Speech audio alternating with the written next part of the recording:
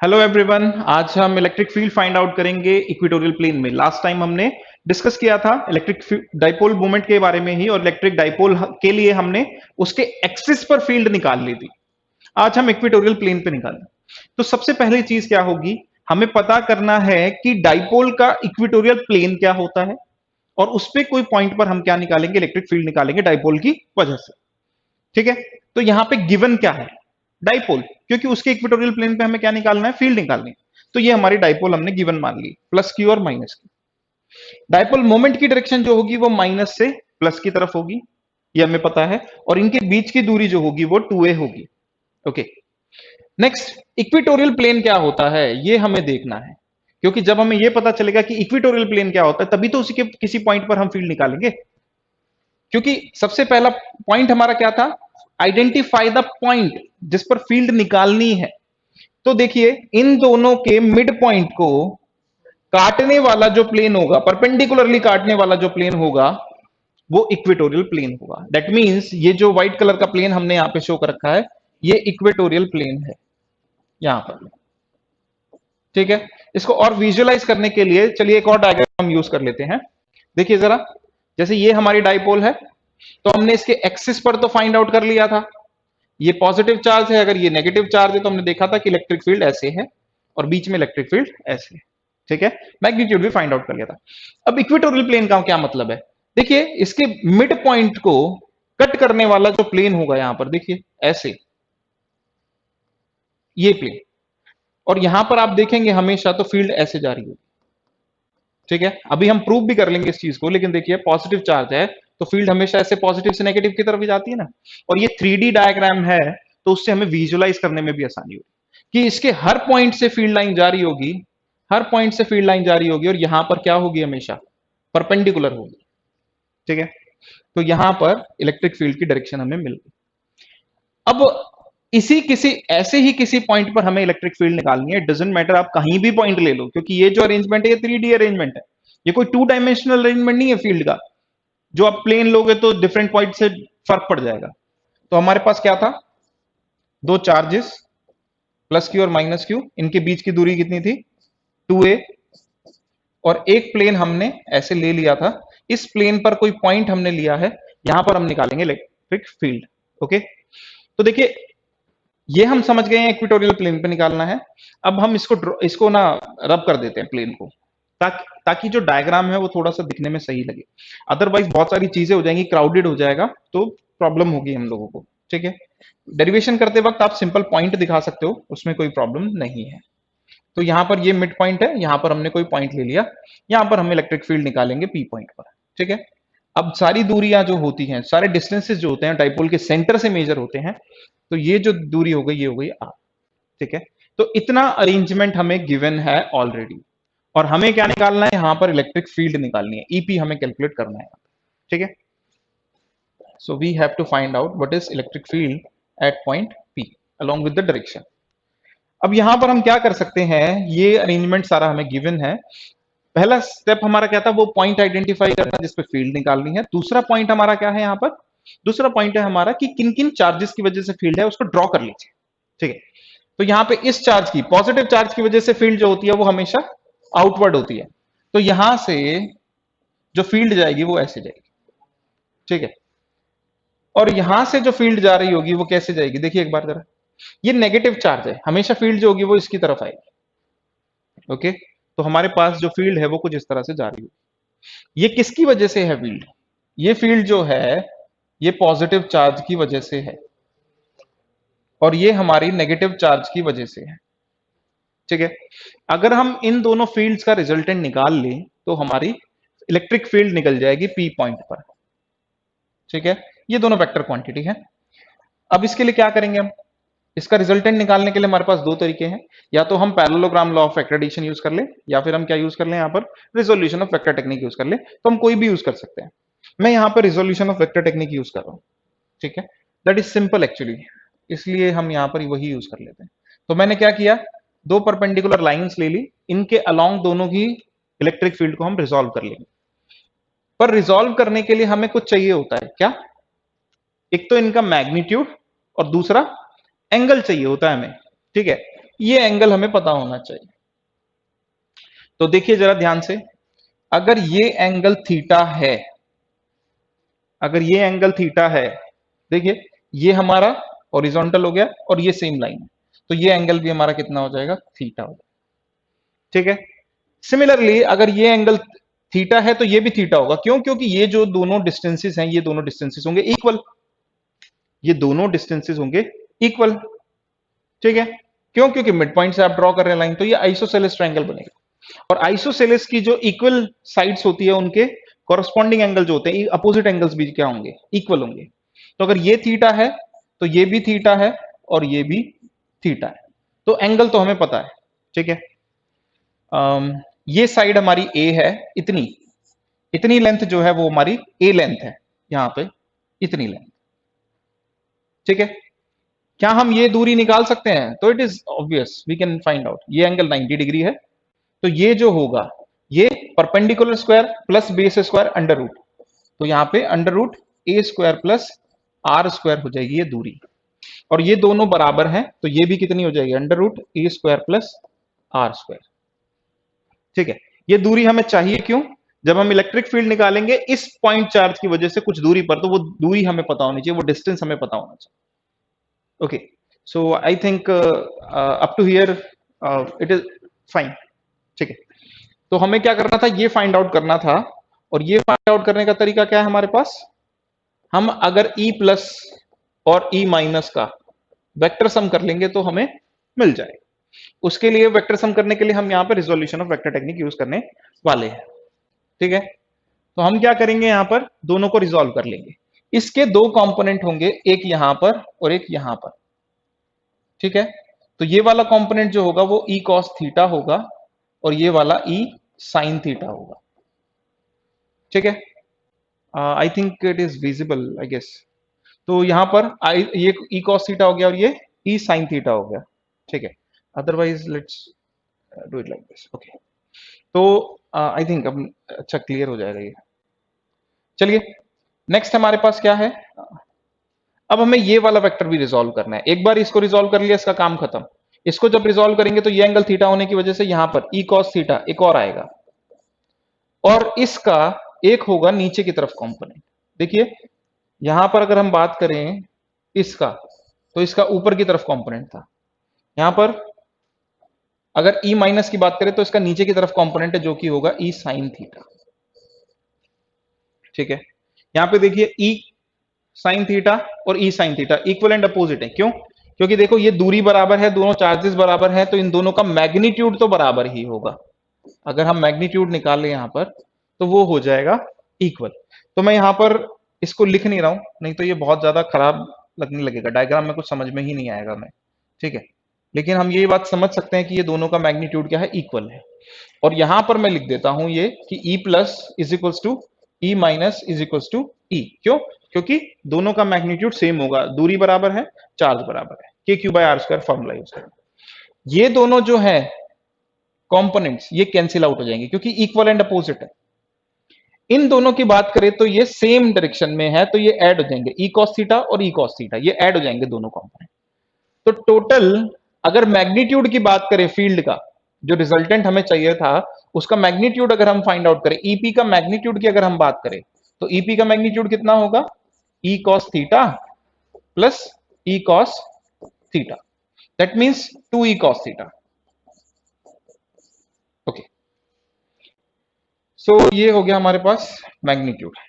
Next चीज क्या है, ये डायरेक्शन जब हम देखेंगे इधर, ये डायरेक्शन जो है ये हॉरिजॉन्टल है। सबसे पहले तो ये देखिए, ये जो आ रही है ये हॉरिजॉन्टल के अलॉन्ग आ रही है, क्योंकि हमने रिजॉल्व करने के लिए जो परपेंडिकुलर लाइंस ड्रॉ की थी, उनमें से ये जो लाइन थी ये हॉरिजॉन्टल थी, तो ये और ये क्या है, पैरेलल लाइंस है। ओके, ठीक है। तो ये देखिए जरा, हमारे पास डाइपोल मोमेंट की डायरेक्शन क्या है, ये है नेगेटिव से पॉजिटिव चार्ज की। इलेक्ट्रिक फील्ड जो है वो उसका एग्जैक्टली अपोजिट हो गई। देखिए ध्यान से देख सकते हैं यहाँ पे, इलेक्ट्रिक फील्ड जो हो गई उसकी डायरेक्शन की अगर हम बात करें, तो डायरेक्शन जो हो गई वो बिल्कुल अपोजिट हो गई। यहां पर भी शो कर सकते हैं, अगर आपको ऑकवर्ड लग रहा है ये या फिर अजीब लग रहा है तो इसको रहने देते हैं, but we can show it here. Okay, तो यहां पर भी इसको शो किया जा सकता है। चलिए, तो इसकी डायरेक्शन बिल्कुल इसके अपोजिट हो गई। तो कहने का मतलब ये है कि मैग्नीट्यूड तो हमें मिल ही गया इसका, ईपी का। अब हमें डायरेक्शन भी चाहिए थी, क्योंकि इलेक्ट्रिक फील्ड एक वेक्टर क्वांटिटी है, और हमें पता है कि एक डायरेक्शन हमें पता है कौन सी, इलेक्ट्रिक डाइपोल मोमेंट की, तो उसके अपोजिट है इसकी डायरेक्शन। तो हम क्या कर सकते हैं, माइनस के साथ इसको यूज कर सकते हैं डायरेक्शन बताने के लिए, क्योंकि डायरेक्शन एग्जैक्टली अपोजिट है। और यहां पर ये हम यहां पर इस तरह से शो कर सकते हैं। तो क्या ये सॉल्व हो गया एक्सप्रेशन? अभी कैलकुलेट नहीं हुआ है, क्यों? क्योंकि ई हमने एज्यूम किया था, और थीटा एंगल भी जो है, ये थीटा कॉस थीटा भी जो है वो हमें पैरामीटर्स के टर्म्स में लिखना पड़ेगा। ये हमने एंगल एज्यूम किए थे, ठीक है। तो दोनों चीजों को ध्यान से देखिए कैसे करेंगे। अब सिंपल है, अब तो मैथमेटिक्स है। ई इलेक्ट्रिक फील्ड कितनी होती है, किसी पॉइंट चार्ज की वजह से इलेक्ट्रिक फील्ड कितनी होती है, K Q by R square. तो यहां पर हम क्या लिखेंगे, K Q by R square. R square मतलब दूरी उसकी, इस पॉइंट से जिस पॉइंट पर निकाल रहे हैं उस पॉइंट की दूरी चार्ज से, वो ये है, इसका square. That means under root A square plus R square का होल स्क्वायर। ये हो गई हमारी इलेक्ट्रिक फील्ड का मैग्नीट्यूड। अगर हम cos थीटा की बात करें तो cos थीटा होता है बेस अपॉन हाइपोटेन्यूज। अगर ये एंगल थीटा है तो सामने वाली साइड परपेंडिकुलर, और ये हो गया बेस। यानी बेस की कितनी लेंथ है इस राइट ट्रायंगल में, अगर हम देखें तो बेस की लेंथ है a के बराबर अपॉन हाइपोटेन्यूज। हाइपोटेन्यूज कितना है, ये लेंथ है, ठीक है। तो यहां पर ये कितना हो जाएगा, अगर हम cos थीटा की वैल्यू रखेंगे तो कितनी आएगी यहां पे, okay let's do a over under root A square plus R square, और साथ ही साथ हमारे पास क्या आएगा, एक माइनस पी कैप और आ जाएगा जो डायरेक्शन बता रहा है, और ये हो गया हमारा एक्सप्रेशन ईपी। ओके, तो सिंपल ये क्या हो जाएगा, देखिए इसका स्क्वायर, और सेम क्वांटिटी का यहाँ पे स्क्वायर है, और यहाँ पे पावर 1 है। बेस सेम होने की वजह से मल्टीप्लीकेशन में पावर क्या हो जाती है, ऐड हो जाती है। तो यहां पर क्या हो जाएगा, ये 2k Q A P vector minus sign के साथ, और नीचे क्या हो जाएगा, A square plus R square. See इसका जो बेसिकली चलिए,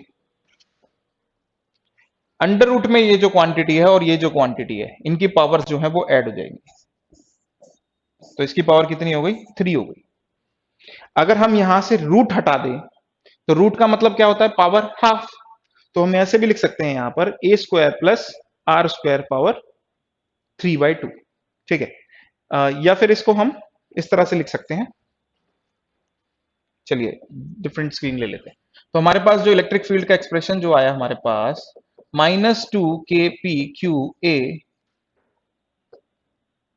okay here, so it is like this, k q a p, और यहां पर अंडर रूट में ए स्क्वायर प्लस आर स्क्वायर की पावर 3, ये हमारे पास आया, ठीक है। पीछे अब इसको हम कैसे लिख सकते हैं, सिंप्लीफाई करना है अब हमें, सिंपल देखिए जरा, यहां पर हम लेंगे k को कॉमन ले लेते हैं, और ये क्या हो जाएगा, q इंटू 2a हो जाएगा, और यहां पे p कैप। नेक्स्ट यहां पर इसको देखिए जरा, इसको हम क्या लिख सकते हैं, ए स्क्वायर प्लस आर स्क्वायर की पावर हाफ और उसकी पावर 3, ओके। तो यहां पर हम इसको सिंप्लीफाई करके ये लिख सकते हैं। नेक्स्ट हम जानते हैं कि ये क्वांटिटी कितना है, ये क्वांटिटी होती है डाइपोल मोमेंट के बराबर। तो इसको हम यहां पर क्या करेंगे, p के बराबर हम इसको लिख सकते हैं। तो अगर हम ईपी का एक्सप्रेशन यहां पर लिखें, तो ईपी का जो एक्सप्रेशन होगा उसमें आएगा -kp और p कैप,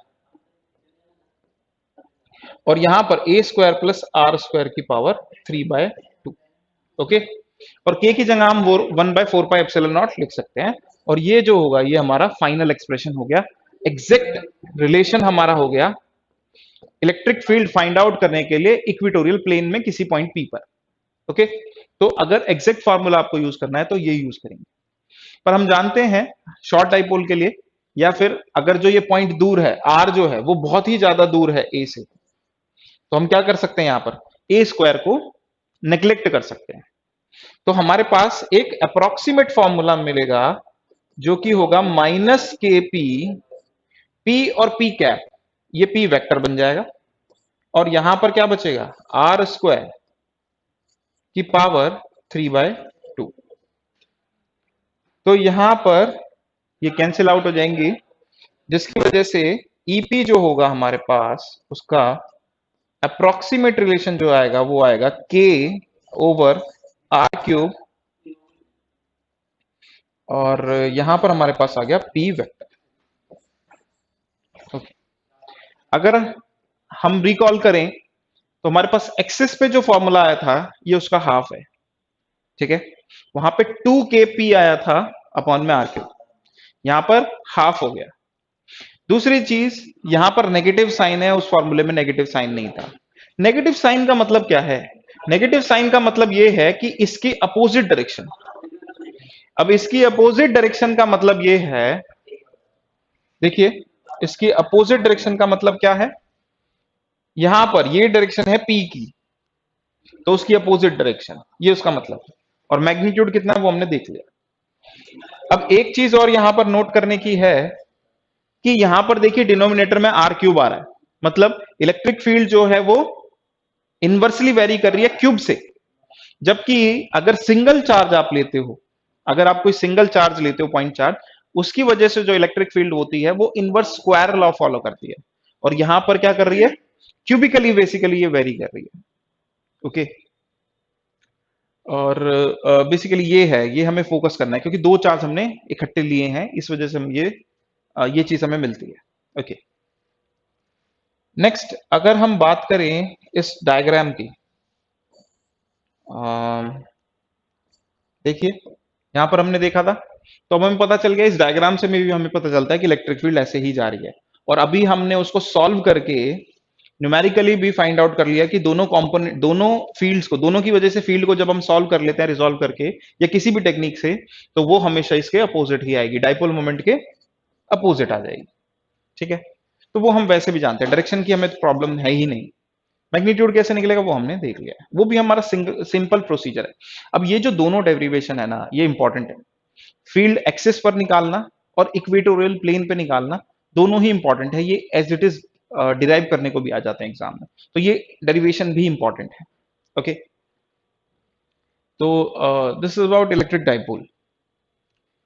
एक चीज और है अब यहाँ पे, अभी हमें इलेक्ट्रिक डाइपोल का के ऊपर एक और टॉपिक हमें पढ़ना है, ठीक है। तो हमें अब क्या पढ़ना है कि अगर हम किसी इलेक्ट्रिक डाइपोल को इलेक्ट्रिक फील्ड में अगर रख दें तो क्या होगा। ओके, हमें ये देखना है। लेकिन उससे पहले हम ये देखते हैं कि अगर हम किसी पॉइंट चार्ज को इलेक्ट्रिक फील्ड में रख दें तो क्या होगा। एक बार वापस से रिकॉल कर लेते हैं, उसके बाद हम आगे बढ़ेंगे। देखिए जरा, अगर इलेक्ट्रिक फील्ड जो है वो इस तरह से जा रही है, यूनिफॉर्म इलेक्ट्रिक फील्ड है, और यहां पर एक पॉजिटिव चार्ज हमने रख दिया क्यू, तो क्या होगा? तो सिंपल सी चीज है, कोई भी चार्ज जब इलेक्ट्रिक फील्ड में रखा होता है तो वो एक फोर्स एक्सपीरियंस करता है, और ये force is given by Q times E, ठीक है। और पॉजिटिव चार्ज जो है वो हमेशा फील्ड की डायरेक्शन में ये फोर्स एक्सपीरियंस करता है। देखिए, इलेक्ट्रिक फील्ड और फोर्स की डायरेक्शन क्या होगी? सेम होगी पॉजिटिव चार्ज के लिए, ठीक है।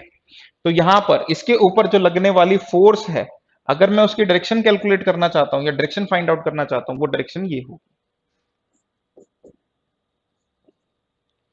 वहीं पर अगर हम एक और सेकंड केस ले ले जिसमें इलेक्ट्रिक फील्ड फिर से वही है, लेकिन अब जो हमारे पास चार्ज है वो नेगेटिव चार्ज है, तो क्या होगा? तो ये जो होगा ये अपोजिट डायरेक्शन में फोर्स एक्सपीरियंस करेगा। ओके, तो यहां पर जो फोर्स होती है वो क्या होती है? माइनस क्यू ई के बराबर होगी। क्यू मैग्नीट्यूड है अब यहां पर फिर, ठीक है, कि क्यू यहां पर मैग्नीट्यूड है क्योंकि माइनस साइन मैंने ऑलरेडी लगा दिया है। सी, तो ऐसा होगा। इसको हम ऐसे भी समझ सकते हैं, अगर आप याद रखना चाहते हैं और आपको ये डाउट होता है कभी कभी, तो इसको हम ऐसे भी याद रख सकते हैं कि आप क्या अज्यूम करिए, यहाँ पे एक पॉजिटिव चार्ज है और ये नेगेटिव चार्ज है, तो फील्ड जो होगी वो पॉजिटिव चार्ज से ओरिजिनेट होकर के नेगेटिव चार्ज पे टर्मिनेट होगी। दिस इज द प्रॉपर्टी, ठीक है, कि इलेक्ट्रिक फील्ड जो होगी वो पॉजिटिव से शुरू होती है और नेगेटिव पे जाकर के टर्मिनेट हो जाती है। अब ये डायरेक्शन होगी इलेक्ट्रिक फील्ड।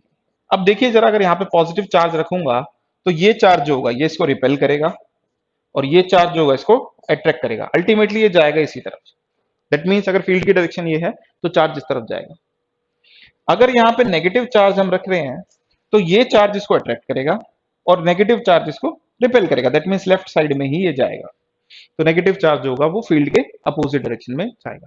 ये चीज हमें ध्यान रखनी है, कितनी फोर्स लग रही है और कितनी फोर्स लग रही है और किस डायरेक्शन में लग रही है, ये हमें पता होना चाहिए। ठीक है, तो ये बेसिक कॉन्सेप्ट है जो हमने रिकॉल कर लिया। अब हम डाइपोल के बारे में देखेंगे, जब हम डाइपोल को रखेंगे तो हम थोड़ा सा बेहतर समझ पाएंगे। चलिए, तो हम क्या करते हैं, एक इलेक्ट्रिक डाइपोल ले लेते हैं, ये माइनस क्यू हम ले लेते हैं और ये प्लस क्यू ले लेते हैं, और इलेक्ट्रिक फील्ड की डायरेक्शन हम फिर से यही मान लेते हैं, राइट साइड में ही मान लेते हैं। ठीक है, हमें क्या स्टडी करना है, अगर कोई electric dipole uniform electric field, अभी हम कौन सी इलेक्ट्रिक फील्ड ले रहे हैं, यूनिफॉर्म इलेक्ट्रिक फील्ड ले रहे हैं, मतलब ना तो इलेक्ट्रिक फील्ड का मैग्नीट्यूड और ना ही उसकी डायरेक्शन चेंज नहीं हो रही है, हर जगह पर इलेक्ट्रिक फील्ड इसी डायरेक्शन में है और उसका मैग्नीट्यूड भी क्या है, सेम है। मैंने एक ही लाइन शो करी है, इसका मतलब ये नहीं है कि यहाँ पे एक ही लाइन है या फील्ड बस यहीं पर ही है, इसका मतलब ये है कि ये फील्ड हमेशा हर जगह पर है, लेकिन ये है इसी डायरेक्शन में और मैग्नीट्यूड सेम है, वो चेंज नहीं हो रहा। तो क्या होगा, सिंपल सी बात है, ये डाइपोल जो है it is consisting of 2 point charges, और अगर पॉइंट चार्जेस हैं और इलेक्ट्रिक फील्ड में रखे हैं तो फोर्स एक्सपीरियंस करेंगे। अभी हमने जस्ट देखा कि पॉजिटिव रखा है तो फील्ड की डायरेक्शन में फोर्स एक्सपीरियंस करेगा और नेगेटिव रखा है तो फील्ड की अपोजिट डायरेक्शन में फोर्स एक्सपीरियंस करेगा। ठीक है, तो अभी हमने सिंपल क्या किया, डाइपोल को रख दिया इलेक्ट्रिक फील्ड में। हमें पता है इसके बीच का डिस्टेंस जो होगा वो 2a होगा, उसको लिखने की जरूरत नहीं है, और हमें यह भी पता है कि डाइपोल मोमेंट की डायरेक्शन जो होगी वो ये होगी, नेगेटिव से पॉजिटिव चार्ज की तरफ होगी।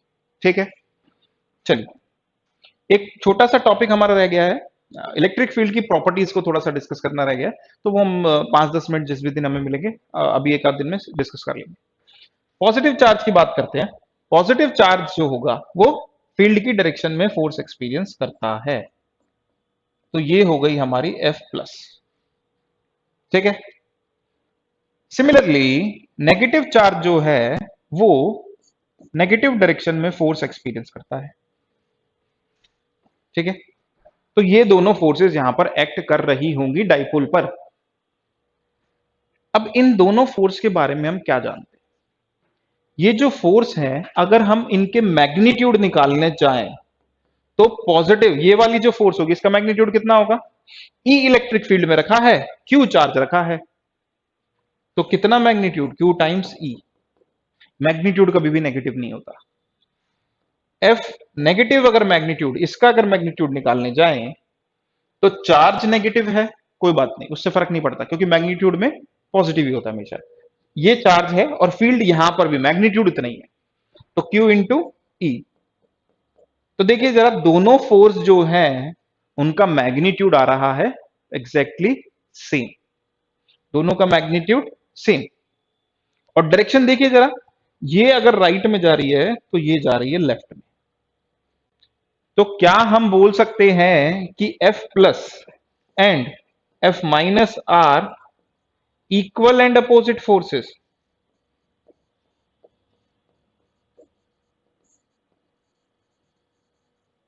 ठीक है, तो ये दोनों फोर्सेस जो हो गई हमारी इक्वल एंड अपोजिट हो गई। ठीक है, तो नेट फोर्स कितनी हो गई सिस्टम के ऊपर, तो सिस्टम के ऊपर नेट फोर्स हमारी जो हो जाएगी वो कितनी हो जाएगी, वो 0 हो जाएगी। ओके, क्योंकि इक्वल एंड अपोजिट फोर्स है, सिस्टम के ऊपर नेट फोर्स हो जाएगी 0। अच्छा, यहां पर एक वर्ड है सिस्टम जो हम यूज कर रहे हैं यहाँ पे, क्या हम सिस्टम के बारे में समझते हैं, मतलब हो सकता है कि कई लोगों को ये डाउट हो कि इसके ऊपर तो फोर्स है, इसको 0 कैसे ले सकते हैं, और ये फोर्स इसके ऊपर है तो नेट फोर्स 0 कैसे होगी, ये तो अलग अलग चीजों पे एक्ट कर रही है।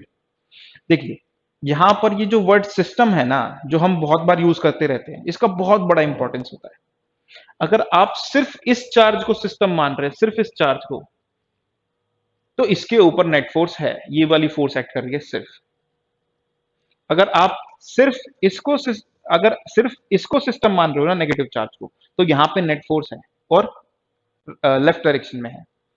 लेकिन अगर आप पूरी डाइपोल को मिलाकर के सिस्टम मान रहे हो, इस पूरी डाइपोल को मिलाकर के अगर आप सिस्टम मान रहे हो, तो देखिए इस पूरे सिस्टम पे देखिए, जितनी फोर्स इधर है उतनी ही फोर्स इधर, तो नेट फोर्स जो हो जाएगी हमारी जीरो हो जाएगी। इसलिए हम बोल रहे हैं सिस्टम पे नेट फोर्स जीरो है।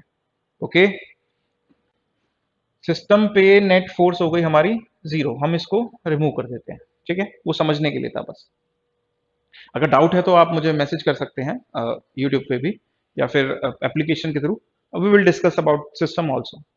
ओके, तो यहां पर ये हमारे पास हो गया। अब देखिए हमने 11th क्लास में पढ़ा था मैकेनिकल इक्विलिब्रियम के बारे में। मैकेनिकल इक्विलिब्रियम क्या होता है? जब भी कोई बॉडी ट्रांसलेशनल इक्विलिब्रियम और रोटेशनल इक्विलिब्रियम में होती है, तो हम बोलते हैं कि बॉडी जो है वो मैकेनिकल इक्विलिब्रियम में है। ठीक है, यहां पर ट्रांसलेशन नेट फोर्स जीरो होने के कारण हम इसको क्या बोल सकते हैं कि यहां पर ये जो डाइपोल है ये ट्रांसलेशनल इक्विलिब्रियम में रहेगी।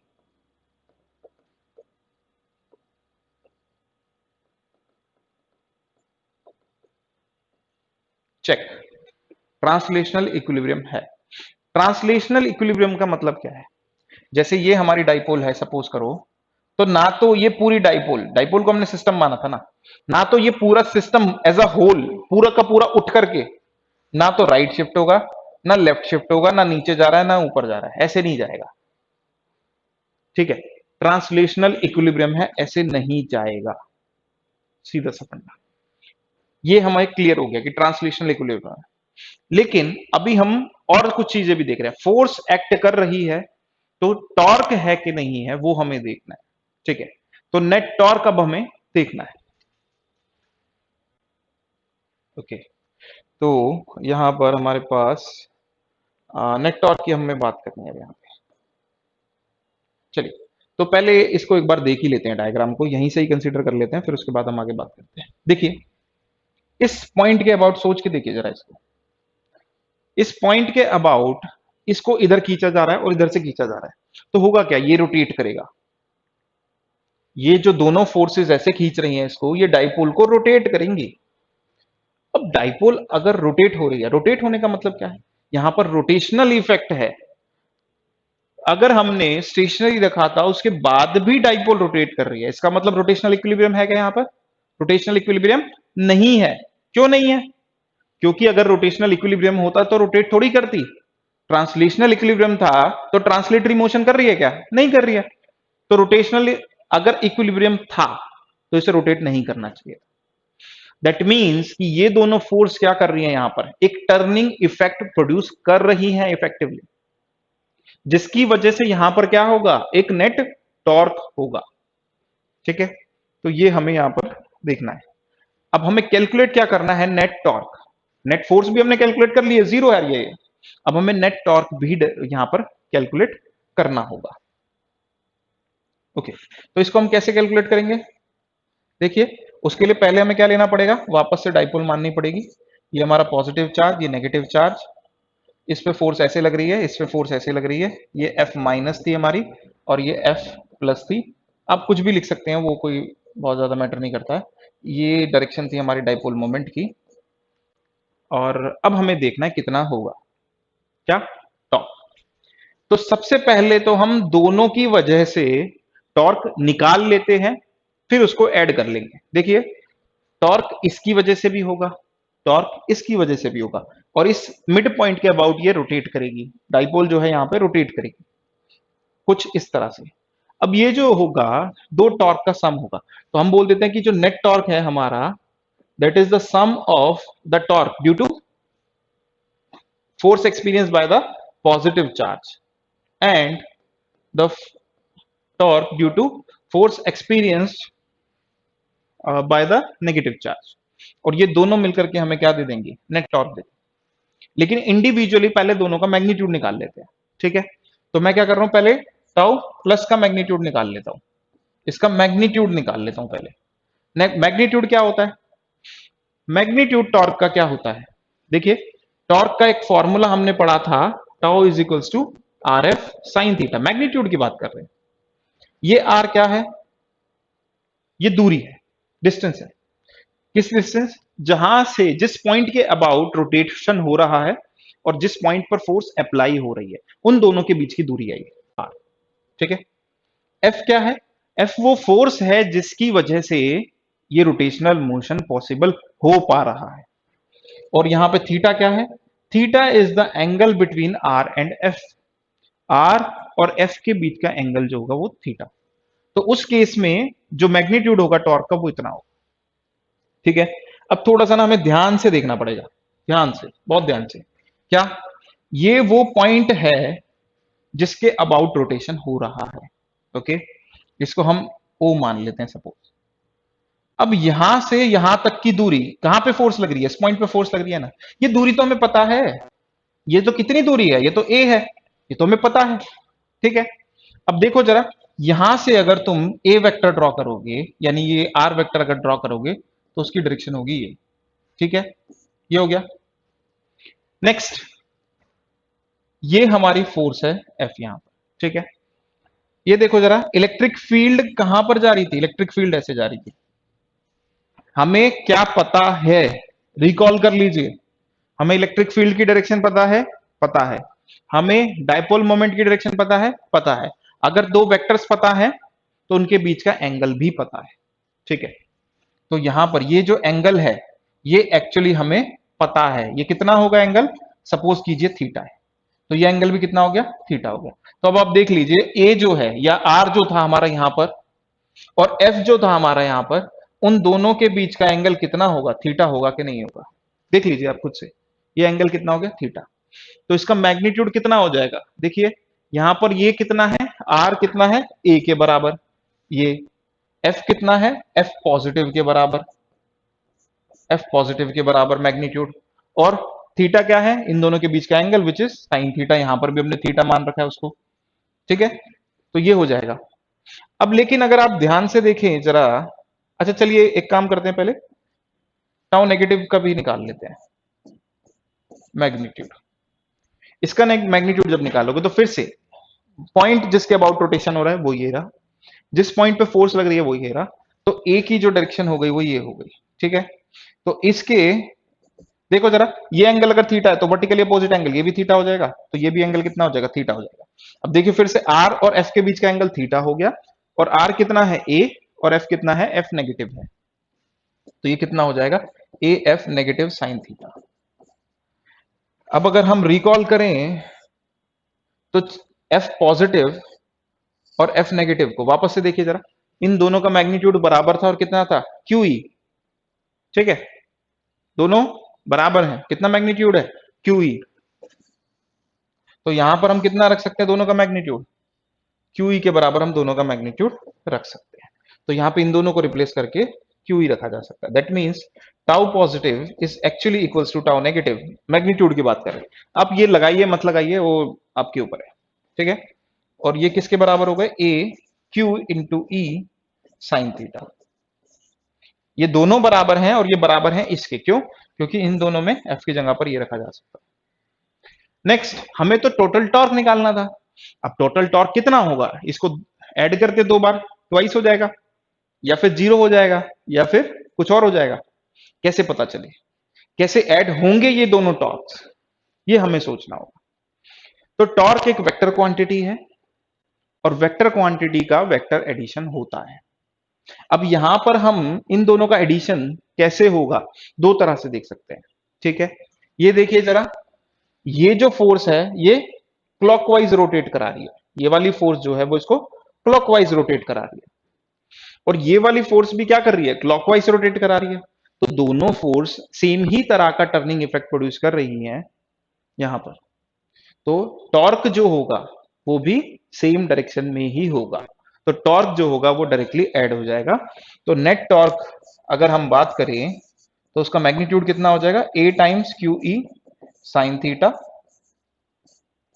और ये दो बार ऐड करना है क्योंकि दोनों बराबर हैं, दोनों का सम जो होगा नेट टॉर्क होगा, ये हो जाएगा 2 टाइम्स। अब फिर से हमें दिख रहा है Q इंटू 2a। ये क्या होता है? ये डाइपोल मोमेंट होता है। तो हम इसको क्या लिख सकते हैं? Pe साइन थीटा लिख सकते हैं। ठीक है। अब देखिए अभी तक हमने सिर्फ मैग्नीट्यूड निकाला, अब हमें डायरेक्शन भी चाहिए। थोड़ा सा एक बार देख लेते हैं इसकी नेट टॉर्क की डायरेक्शन होगी क्या। तो उसके लिए हमें इंडिविजुअल टॉर्क्स की डायरेक्शन निकालनी पड़ेगी। दोनों सेम डायरेक्शन में है तो जिस डायरेक्शन में ऐड हो जाएंगे वही डायरेक्शन नेट टॉर्क की डायरेक्शन होगी। अब उसके लिए हमें क्या करना पड़ेगा, उसके लिए हमें आर क्रॉस एफ की डायरेक्शन देखनी पड़ेगी। तो टॉर्क की डायरेक्शन निकालनी है और वो कैसे मिलेगी, आर क्रॉस एफ से मिलेगी।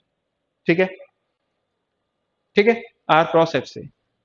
हमने देख लिया यहां पर कि अगर हम इसके लिए देखें तो आर की डायरेक्शन क्या है, ऐसे इस तरफ जा रही है, एफ की डायरेक्शन यहां पर जा रही है। तो हम कैसे निकालते हैं यहां पे, राइट हैंड थंब रूल से। हम क्या करते हैं, आर पर अपना पाम रखते हैं और एफ की तरफ इसको फिंगर को कर्ल करते हैं, और थंब जो होता है वो डायरेक्शन बता देता है किसकी, टॉर्क की। यहां पर तो यहां पे टॉर्क क्या हो गया, इनवर्ट आ गया। अगर हम इसके लिए निकालें तो आर इधर जा रहा है और एफ इधर जा रहा है, तो फिर से हमें क्या रखना है, आर पे पाम रखना है और एफ की तरफ रोटेट करना है। आर क्रॉस एफ कर रहे हैं क्योंकि हम, और थंब जो होगा किसकी डायरेक्शन बताएगा, टॉर्क की। तो टाउ नेगेटिव जो हो गया वो भी इनवर्ड हो गया यहां पे, और ये भी क्या हो गया, इनवर्ड हो गया।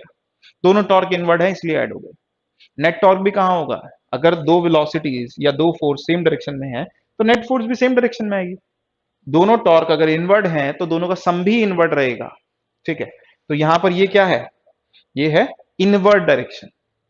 ठीक है, यहां पे ब्रैकेट में आप लिखना चाहो तो इनवर्ड्स लिख सकते हो। ठीक है, क्योंकि आपने डायरेक्शन साथ में मेंशन कर दी है, यहां पे आप लगा सकते हो वेक्टर का साइन, या फिर आप इसको भी हटा दो और ये वेक्टर का साइन भी हटा दो तो मैग्नीट्यूड का एक्सप्रेशन आ जाएगा। नेक्स्ट चीज हमारे पास यहां पर क्या है, देखिए जरा, एक और काम हम यहां पे कर सकते हैं। या तो हम इसको ऐसे लिख सकते हैं वेक्टर एक्सप्रेशन को, या फिर इसमें हम थोड़ी सी चालाकी करके इसको और बेहतर तरीके से लिख सकते हैं। ठीक है, करते हैं थोड़ी सी चालाकी। देखिए जरा, P जो है वो एक वेक्टर क्वांटिटी है, dipole moment, dipole moment vector quantity. E जो है वो क्या है, वेक्टर क्वांटिटी, इलेक्ट्रिक फील्ड भी वेक्टर क्वांटिटी। और यहां पर साइन थीटा क्या है, ये ध्यान देने की चीज है। देखिए जरा, ये डायरेक्शन P की, मैं यहां पे एक बार वापस से ड्रॉ करके आपको दिखा देता हूं। P की डायरेक्शन ये हो गई, अगर आपको देखने में प्रॉब्लम हो रही हो। देखिए ये P की डायरेक्शन है, नेगेटिव से पॉजिटिव चार्ज। इलेक्ट्रिक फील्ड की डायरेक्शन ये रही, ये इलेक्ट्रिक फील्ड की डायरेक्शन। और थीटा क्या है, थीटा ये एंगल है ना, इन दोनों के बीच का एंगल, तो ये एंगल हो गया हमारा थीटा। तो P वेक्टर और E वेक्टर के बीच का एंगल हो गया हमारा थीटा। ठीक है, अब एक बात सोचिए जरा, अगर मैं इन दोनों का क्रॉस करूं, P क्रॉस E करूं, तो क्या होगा, P क्रॉस E करूं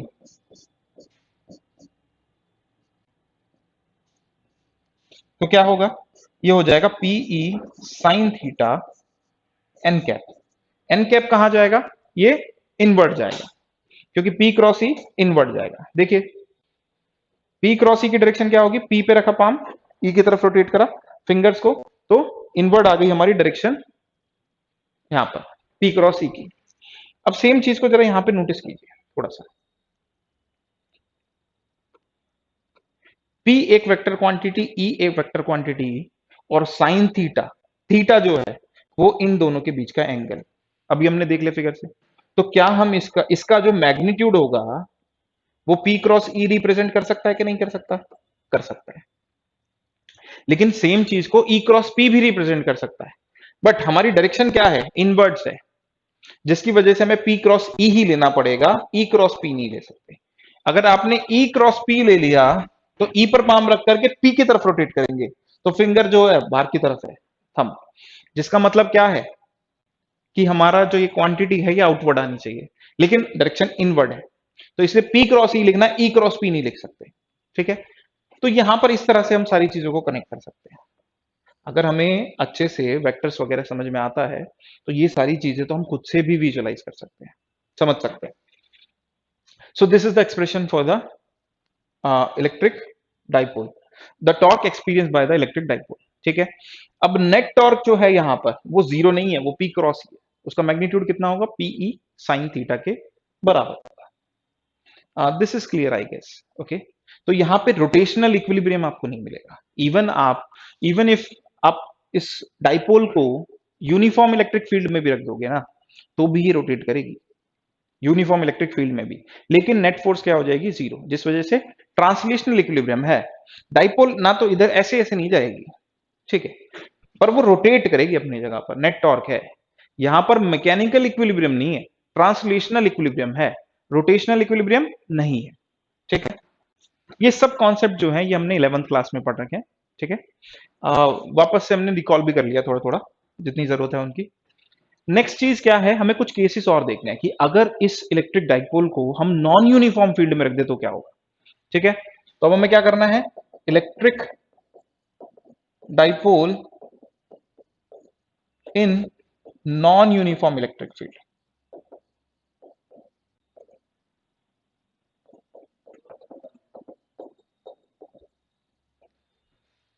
okay, okay, so this is electric dipole in non uniform electric field. तो क्या होगा, फिर से डाइपोल ले लो, सेम डाइपोल ले लेते हैं, देखते हैं क्या होगा। इलेक्ट्रिक फील्ड ले ली non uniform. Non uniform electric field क्या होगी, या तो डायरेक्शन चेंज हो रही होगी या मैग्नीट्यूड चेंज हो रहा होगा। हम यहाँ पे मैग्नीट्यूड के बारे में बात करते हैं, ठीक है, मैग्नीट्यूड के बारे में बात करते हैं। तो डायरेक्शन इलेक्ट्रिक फील्ड की जो पहले होनी चाहिए थी, मतलब थी, हमने ली थी पहले, वही हमने ले लिया है, बस अब इसका मैग्नीट्यूड वेरी कर रहा है।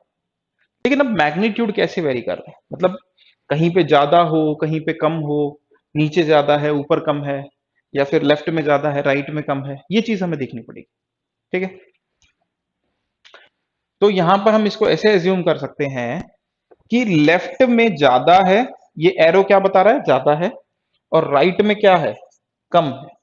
तो क्या होगा, लेफ्ट में ज्यादा है और राइट में कम है, सॉरी दोनों तरफ मैंने ऊपर का एरो लगा दिया है। तो राइट में क्या है, कम है,